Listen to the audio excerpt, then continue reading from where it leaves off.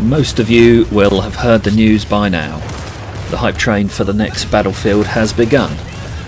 IGN sat down with Vince Zampella to talk about the next instalment in the Battlefield series.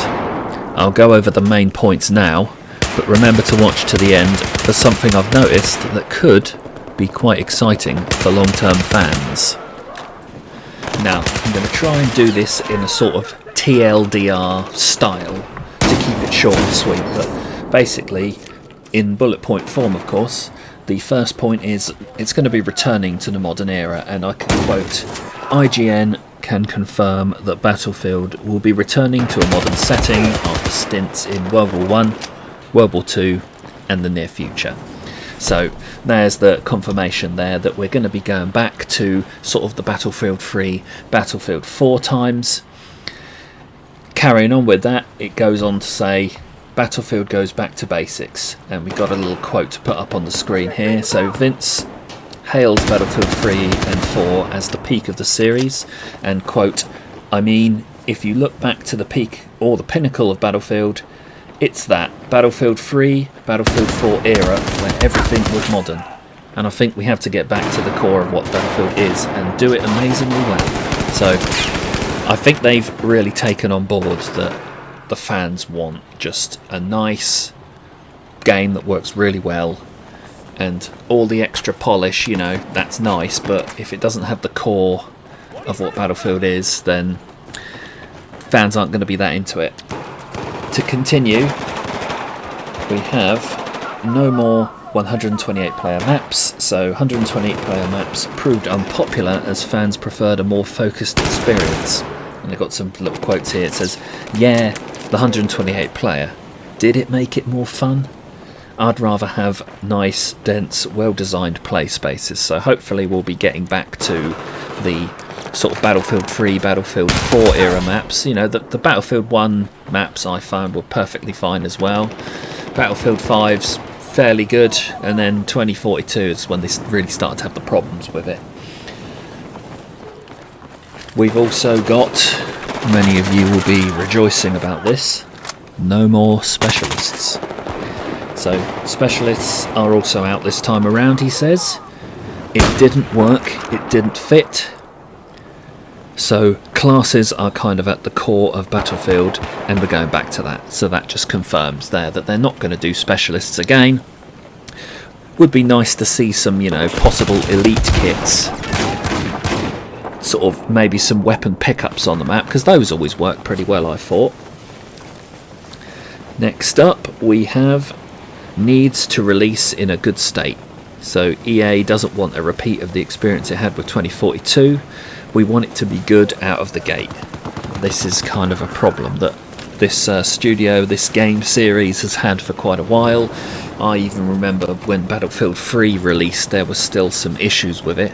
Battlefield 4, although I didn't really pick up on it, had its issues.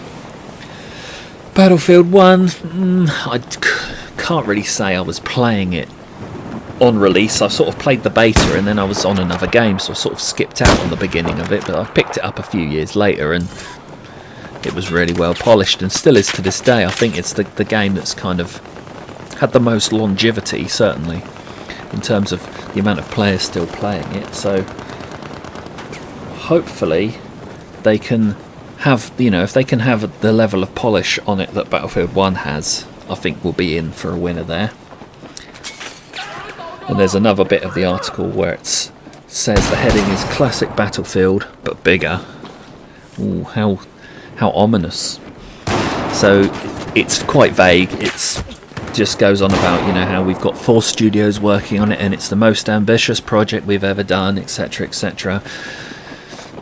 Not really much on what they're actually doing other than that little fluff piece statement there, but we can kind of take that to say they're going to make sure there's a decent single player campaign. You'd certainly hope so for a AAA title like that, to have that when it's always pretty much had it before. I would say obviously they want to go back to getting the multiplayer spot on, because it's not really been up to scratch in 2042. For me personally, I kind of like the gunplay to be not quite as fast as they've been pushing it in recent titles like Battlefield 1.